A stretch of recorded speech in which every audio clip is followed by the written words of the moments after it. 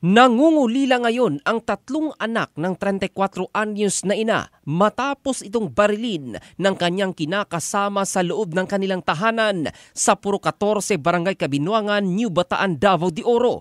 Ang biktimang si Gumilin sa Sotona, STL cashier at online seller na datnang nakahandusay na sa sahig, habang ang sospek na si alias Longhair, 50 anyos, STL supervisor, nakabulagta din.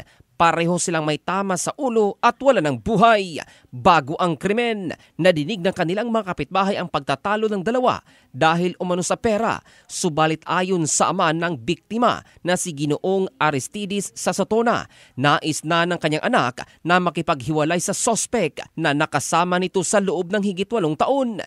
Napag-alaman, ang 3 batang lalaki ay anak ng biktima sa kanyang unang kinakasama. At bago ang krimen, tagubili nito na ibigay ang mga bata sa kanilang tunay na ama.